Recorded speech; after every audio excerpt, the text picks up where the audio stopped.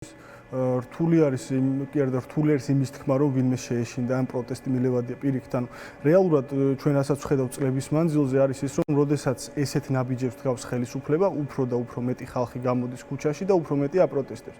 იმას არსებითი მნიშვნელობა რეალურად არ მგონია კონდეს ყოველდღიურად რამდენი ადამიანი დგას რუსთაველზე. ჩვენ გვახსოვს შარშანდელი ნოემბრიდან მოყოლებული და შემდეგ ყველა დიდი აქცია, რომელიც ანონსდებოდა რაღაც თვეში ერთხელ თუ რამდენიმე თვეში ერთხელ, თუ რამდენ ადამიანს აერთიანებდა ერთად, ხო? ანუ თავარი არის, რომ პროტესტი საზოგადოებაში ცოცხალია და პროტესტი გრძელდება. რაც შეეხება ამ დაკავებების სერიას, პირველ რიგში ეს გვანახებს იმას, რომ რუსთაველის გამზირის გადაკეტვა ძალიან აწუხებს ქართულ ოცნებას და ეს გამოიხატება სწორედ აი ესეთ წინასწარ გაუთვლელ რაღაც ქმედებებში, საიდან გამომდინარეც ფაქტიურად გადავსებული არის წინასწარი დაკავების იზოლატორები, ხო? ასობით ადამიანი არის უკვე დაკავებული, პოლიტპატიმრები შეგვიძლია უწოდოთ ადმინისტრაციული წესით დაკავებულებსაც და სისხლის სამართლის წესით დაკავებულებსაც, დაახლოებით 200-ს და უკვე ეს რიცხვი. ეს ყველაფერი რაზე მეტყოლებს? პირველი იმაზე, რომ უკვე დიქტატურა, უკვე ბევრად უფრო კაფიოდ იკვეთება ვიდრე იქამდე და მეორე, რომ პროტესტი ცოცხლობს, პროტესტი გრძელდება და იმდენად ცოცხალია პროტესტი, რომ მიუხედავად ასობით ადამიანის ციხეში გაშვებისა, ზოგი წლობით და ზოგი რამდენიმე დღით, მაინც ვერ ახერხებენ იმას, რომ რუსთაველის გამზირი და პროტესტი ჩაახშონ, რუსთაველის გამზირი არ გადაიკეტოს და საერთოდ რამენაირად ამ ადამიანების რწმენაში, ამ ადამიანების ბრძოლაში რაღაც ბზარი გააჩინონ მათ.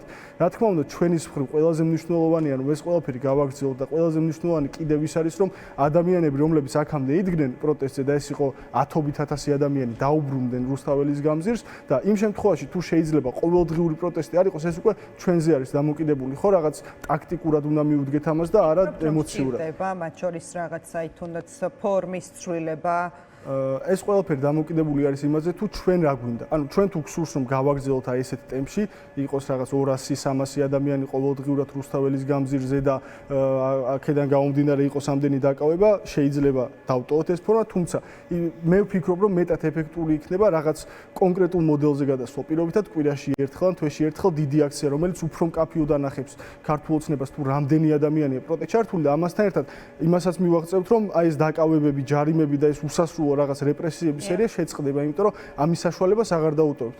ამიტომ საბოლოოდ მნიშვნელოვანია, რომ პოლიტიკურმა სპექტრმა მოვიფიქროთ და მოიფიქრონ, როგორ ჯობია ამ პროცესის გაგრძელება. მნიშვნელოვანია იმ ადამიანების გვერდში დგომა, რა თქმა უნდა, ვინც დაკავებული არის და დღეს ციხეში ზის და ხო არ ვფიქრობ, რომ ჩვენ ბრძოლაში გვაქვს იმის ფუფუნება, რომ ასობით ადამიანი ყავდეს ციხეში და ასობით ადამიანი უბრალოდ მოწყვეტილი ყავდეს თავის ოჯახებს, პროტესტს, სამსახურს, საქმეს ასე შემდეგ. ამიტომ ხო მნიშვნელოვანია რაღაცა მცირე ჯგუფმა თუ დიდმა ჯგუფმა რომ მოიფიქროს ეს როგორ ჯობია, თუმცა ამ ეტაპზე როგორც არის პროტესტი, ეს უნდა აღვნიშნოთ აუცილებლად, რომ ნებისმიერი ფორმის პროტესტს ბოლომდე გვერდში დაუდგებით, არც ერთ პატიმარს მარტო არ დავტოვებ და რუსთაველის გამზირზე ამ ფორმით თუ სხვა ფორმით პროტესტი გაგრძელდება ქართული ოცნების წინააღმდეგ.